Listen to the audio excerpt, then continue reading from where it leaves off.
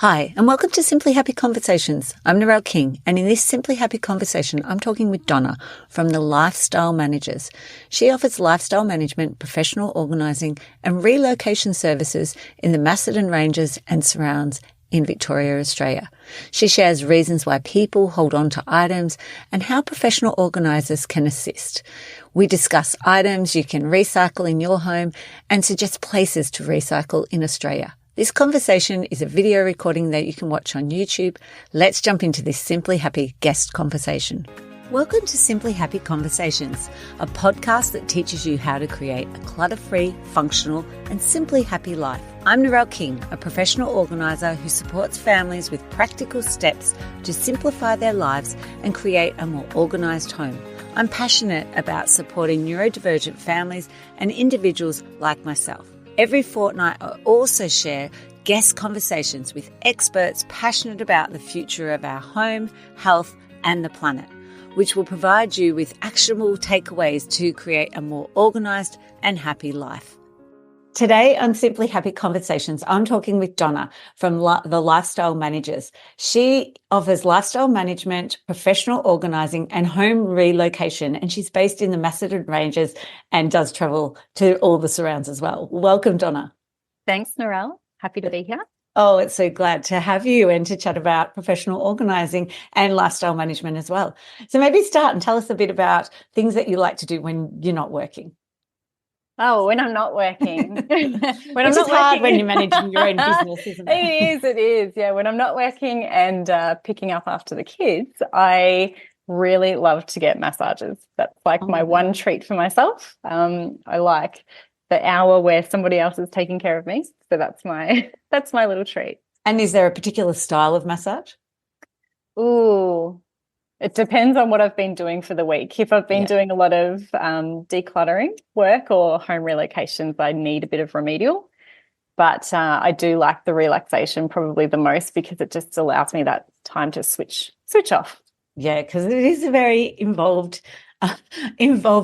job, isn't it? It is, and definitely. Like we just discussed before we came on, all the things that come up as well. It's not just about sorting a cutlery drawer or a pantry, is it? No, it's not. So then talk about and tell us how you started and when you started the Lifestyle Managers. Like what got you into this area? Yeah, so I began the business in 2012, December of 2012, and that year I'd been working for a major sporting organisation in a management role. And I had also at the same time been acting up into other management roles. So 3 management roles. It was the middle of financial year. One of my roles was remuneration and payroll manager. So that was quite hectic at end of financial year with the other 2 roles in there as well. And then I was also about five or 6 months pregnant. So I didn't have time for morning sickness, and I ended up coming home at the end of the nights and having night sickness, and I would just collapse on the couch and I just kept saying every night, I need another me. I need another me. And there's got to be people out there that need another them. And so I started to think about it a little bit more and do a little bit of research and found a group of concierges, they were called at the time. And just started to plan out what my business could look like. I've only just rebranded to the Lifestyle Managers last year. But when I first started, I was on maternity leave, got a few clients, and I went back to work full-time and saw clients on weekends, and I took annual leave to see them, and then just built the business from there, gradually dropping back days. And And so how many staff members do you have now? What's your team look like? Yeah, we've got 7 casuals on board. We've got 1 on maternity leave at the moment as well. And between the jobs that they have elsewhere, it collectively makes about 1.5 full-timers. Yeah. Nice. So tell us then, what is the difference between lifestyle management and professional organising for everyone else out there? I get what it is because we do it, but I don't actually advertise it. But it's funny how it just comes up, and I really enjoy it because I'm an organised person. But tell us about the difference between those.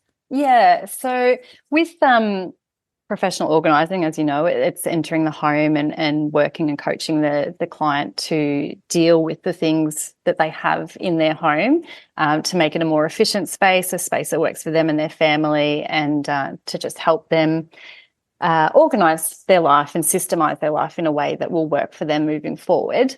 With lifestyle management and personal concierge type work, it's more taking care of whatever is on their to-do list that they don't have time to do or don't want to make time to do or can't physically do for themselves.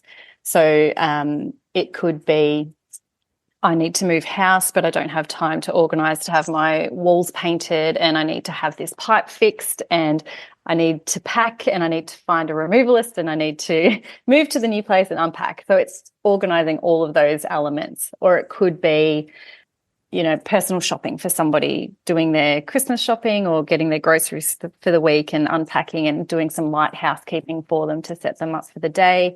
We do a lot of personal admin for people and just essentially run their life for them in the background so that they can spend their time doing what they'd like to do. So it's life admin is all that part of it. And do you find that you have businesses as well as individuals? We have in the past had businesses. So we've done quite a bit of record management for businesses, so archiving and things like that, pre-electronic days, showing my age here. So record keeping, archiving, data entry, business admin, receipt management for tax time, and then I myself, not my team, but I'm also a BAS agent, so I'm a bookkeeper too, so I can do some BAS support and bookkeeping for clients too. And so which out of that do you like the most yourself? Oh, with the lifestyle management? Yeah. I don't know if I have a favorite. I love all of it. It just feels like a project or a puzzle for me. And then at the end of the day, I've solved it, and it's just a great feeling. I do like unpacking and setting up the home for somebody, because it just feels like such a big relief for them to walk in and it's all done. But yeah, I think for me, Is it the variety? It's a variety. Yes. Anything that I've done that just, you can tell that the person is just so grateful for it at the end of the session. That's just my favorite. Doesn't matter what it is. Do you find that it comes in waves, that you'll end up being like all pantries for a couple of weeks, and then next minute you move into garages and you're doing garages? Do you find that comes to you in waves? Or like the other week, felt like it was Christmas decor. Everyone's house I went to, they were like, and before you go, for the last half an hour, can we sort out my Christmas decorations? Sure. Yeah. Oh, no, it doesn't come to me in waves. I think I'm just so used to whatever the work is fluctuating and not knowing what it is. And I think for me, I get the thrill of what is it today and how am I going to solve it? Yeah, I do. I love that too. Yeah. And so why do you think, so you would see this in the clients that you work with, because you work with a variety of clients, but why do you think people hold on to things that they're not even using anymore? Like it's just there in the back of that cupboard, because you'd see that every day, wouldn't you? Yes, yeah. And it's you would see this as well. There's so many different reasons for holding on to something. And sometimes it's just a simple fact that they have the space for it and they don't want to deal with whatever it is.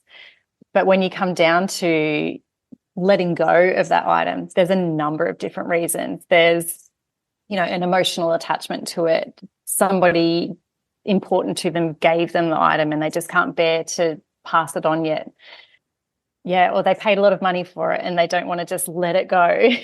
That's it is a big one. So many different reasons. And I think part of our role is to actually build that relationship with the person and get down to what are the underlying issues behind holding on to something, and coaching them through their feelings and a different approach to their thoughts around that particular item. Yeah, isn't it? And the environment, I find, is also playing a really big part in lots of people's decisions. Like even yesterday, it was around the box. I was like, we can put the box in the recycle. Oh, but maybe I could use it someday. I'm like, yeah, you could, but it's using up, prime real estate in your home. That box is not paying rent to you just to Definitely, sit in the corner for the one day you might need it. Yes, but and then and the same train of thought, I have clients who are unable to leave their home. Yep. And for them, holding on to something like that is important because they can't get out and access something that they might need like that. And so then it becomes a conversation of, okay, well, how many of those do you think that you need to hold on to on the off chance that you'll need one in the future? Yeah, that is a good point too. Yeah, when there's people who can't leave their home. Yeah, so many different circumstances. Yeah. And it's getting to the bottom of what is the reason, isn't it? Rather than just jumping in and, making judgment of it. It's like, oh, we've got to find out why. Why are they holding on to this, or why have they got that here? Because some things are just amazing. I don't know. Have you got any stories that come to mind of things that people have held on to, and you just, once they start sharing the story, you're like, oh, wow, that's an amazing story that linked to something? I've had a couple, I wouldn't say it's amazing, but I can see their train of thought and I can understand it. So I've had a couple who have held on to the boxes of whatever it is that they've bought, and they keep the boxes for the warranty period. Yeah. And so then if something goes wrong with whatever they've bought, they have the original packaging. It's easier for them to send it back. So then the conversation becomes, okay, so the warranty period's expired. Can we let that box go now? So yes, I do find that too. But these days, I think most places will just take it without the box as well. Yes. But then if you're sending it, it is a lot easier to put it back in the box and send it back. Yes, but I love listening to the reasons behind why people are holding on to things, and I hold on to some of my things as well. I try and keep it quite small, but but there's still things that I have reasons behind why I'm holding on to it. And so what's your one thing that you hold on to in your house that maybe other people would be like, why? Just get rid of it. Yeah. So I was, for a period of time, holding on to all of my birthday cards ever since I was born until now. And I'm old. It was getting quite a big stack. So I went through and I decided to just keep ones from my grandparents and my mum and dad. So the stack became much smaller, but it was still just an important thing for me. Like even just the memory of opening the card and seeing the handwriting of a grandparent. Yeah. It's a nice feeling. And that for me is just one little thing that I keep. Yeah. And what about your kids? Do you have their birthday cards? I do. And I figure later in life I can have a conversation with them around, what do you want to keep from your childhood that's important to you? So I have their things in a box and and I make a little folder for them each school year and keep some of their best artwork and their favourite things that they've done in there. And I figure when they move out of home I can give them their box and they can decide what to do with it. Do you think you'll be attached though? What if they turned around and said, it just goes in the bin? Oh, that'd be okay. Okay. That'd be fine. I've got a few that I keep in my section, and then the rest is for them. Yeah.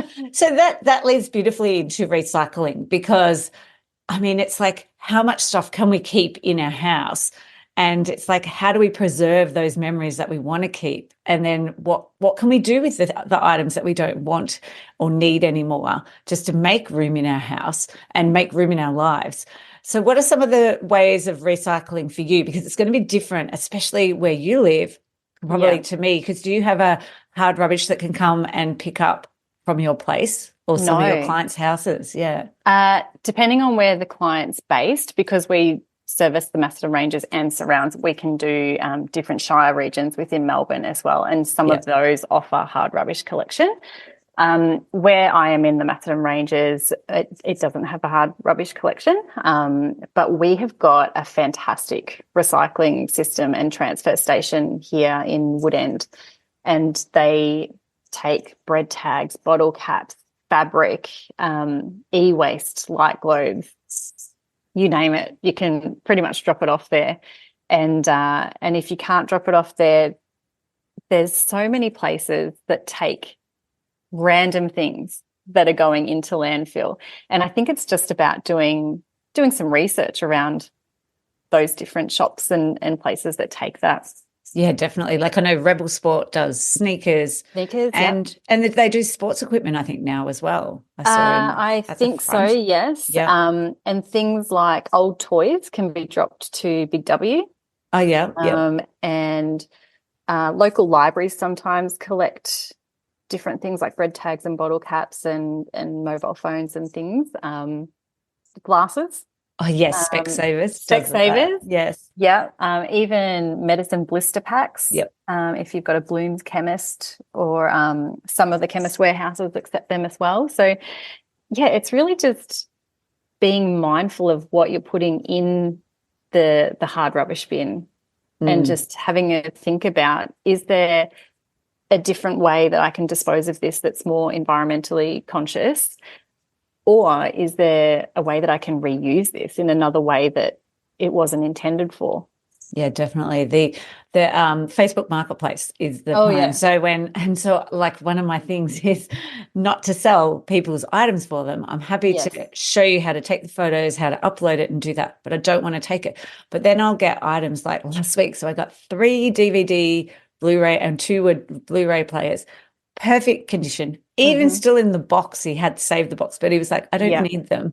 And I was like, I don't really want to drop them off at e-waste. So I put them on Facebook Marketplace. But the other week I put a 3-meter ladder and I got over 65 for free and I got over 65. So this time I was like, right, I'm going to do the donation of whatever it is, but I'm putting a minimum of $5 so that people come and actually get it. And I don't get 65 messages for it. Yeah. And it did cut it down to maybe 5 messages. But it's amazing how many people will take some of those free items, even things that are broken in e-waste, some of it. There's people looking for parts. If I'm doing a garage and I'm there, I'll take photos and just upload them and like, it's here if you want it, come and grab it. And it's amazing how many people want old technology.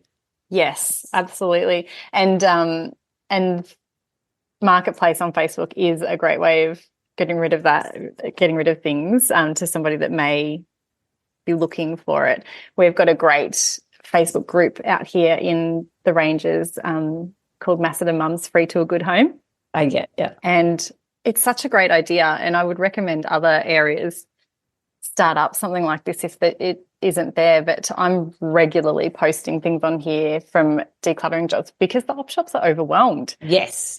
And they don't take technology. Do they take like lights and things? Some of the Geelong ones will when they don't have too much other stuff and they'll test and tag, but not all of them. At the moment, they're not. So where do I put it? It's still working, so that's why I'll use Facebook Marketplace, and there's a couple of free groups. I think it's very rare to find an op shop that will accept electronic items that haven't been tested and tagged.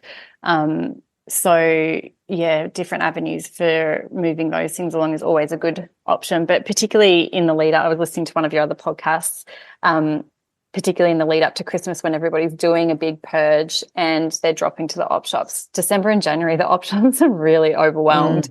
And so having a different avenue like Marketplace to move things along is just fantastic.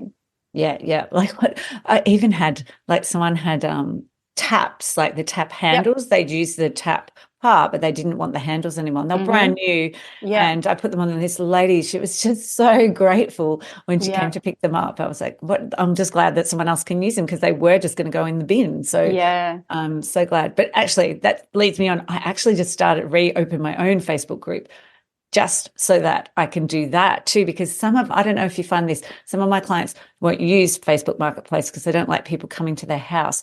Correct. So it was like, how can I create a safe place for them to share with other people that I know or know of? So I reopened that to help move some things from other people's. And I also find they'll have a craft project and they haven't quite finished it. So they're like, I'm not into cross stitch anymore, but there might be someone else. They're still holding on to it. Maybe there's someone else who'd like it. So that's another thing I'm hoping that's going to come out of the group, that people can share unfinished projects. They've moved on from that and they can find someone else who can use it. Yeah, it's so funny. I've had friends say to me, how much stuff do you have at your house? You're always posting. And I'm like, it's not mine. Not mine. It's not mine. Yes, yeah. I've always got and it's always random things as well. Yeah, yeah, definitely. And so what about, and then the apparel, is that how you pronounce it? Apparel, yes. Yeah. Do you want to talk about or share what you know about it? I saw a little bit about it last night on TV.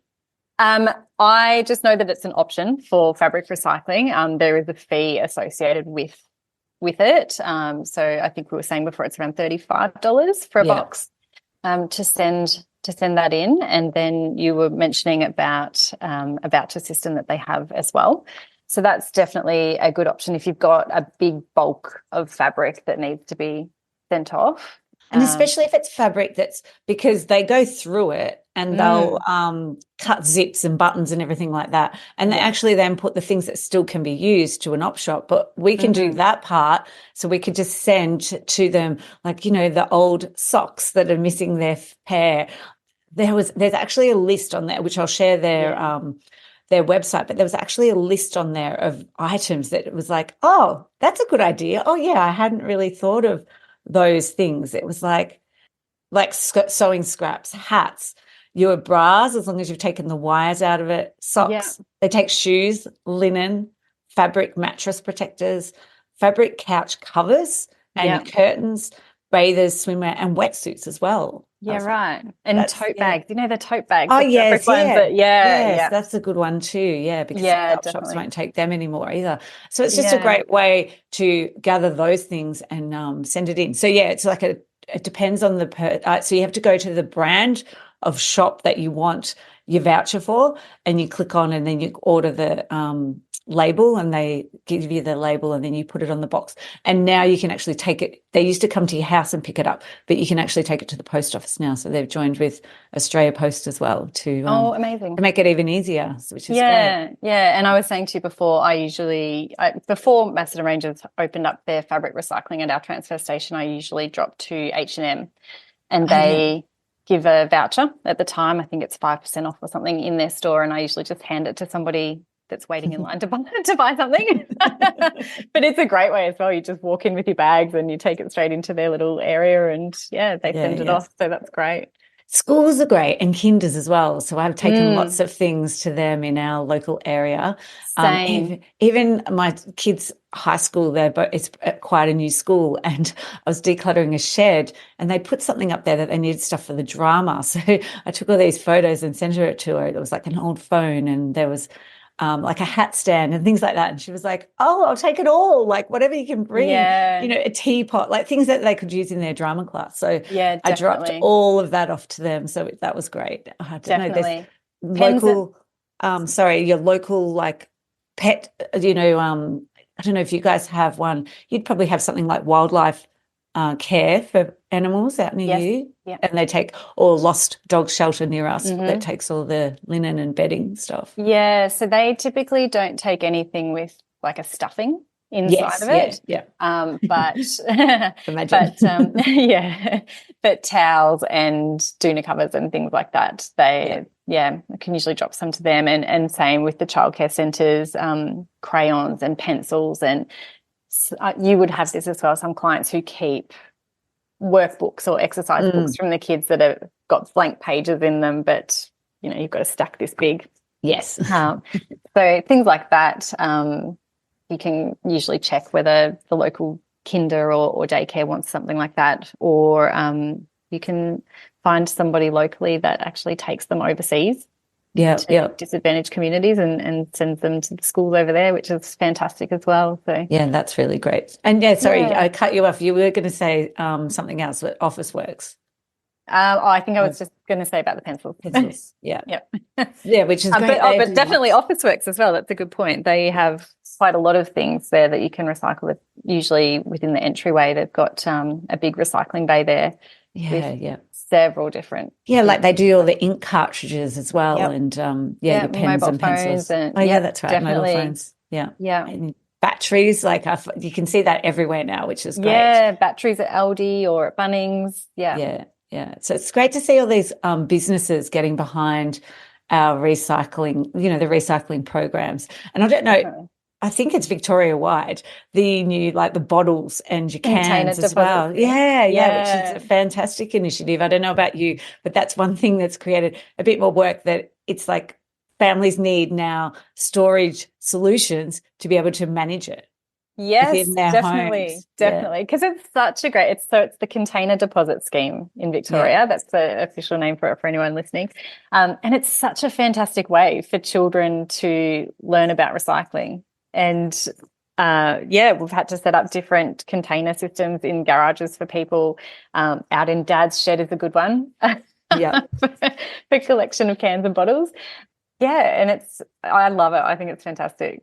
And I don't know if you're as old as me, but that was something we did when we were kids. We had to collect the cans and collect the bottles, and you would get, I think it was a similar price, like 10 cents. I think so. The only difference was when I was young, was that we were allowed to crush them. Oh, yes. So you're not allowed to crush them, are you? No, not allowed to crush them. And I grew up on a farm, so we used to have wheat bags, wheat bags full of crushed cans.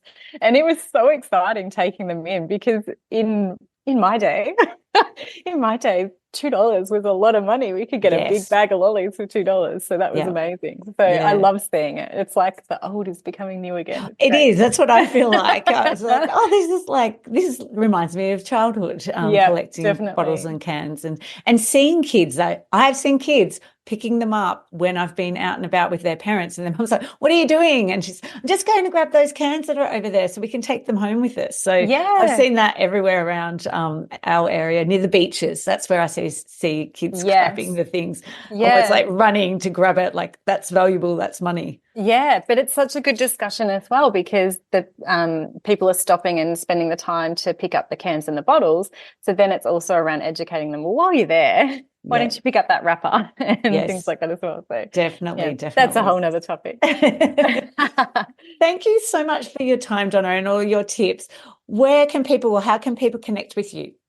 So if you would love to have a chat, you can reach out to me via our website. So that's www.thelifestylemanagers.com.au. I do have a Facebook page. The handle's The Lifestyle Managers AU, and we have Instagram as well.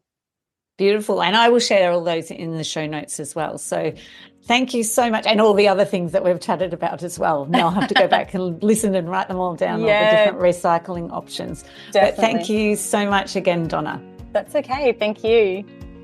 Thank you so much for joining me for today's Simply Happy conversation. If you find yourself wasting precious time searching for misplaced items and wishing for a more organised life, then you need my 5-minute declutter ebook, the ultimate guide to quick and easy organising solutions for a clutter-free and happy home. Forget about spending months KonMariing your house. These fun solutions are designed to give you immediate results in under 5 minutes. Head over to Simply Happy in the resource section and download your free copy and start seeing results in minutes. I'd like to acknowledge the Wathaurong people of the Kulin Nation on which this podcast is recorded as the traditional custodians of the land. I pay my respects to their elders, past, present and emerging.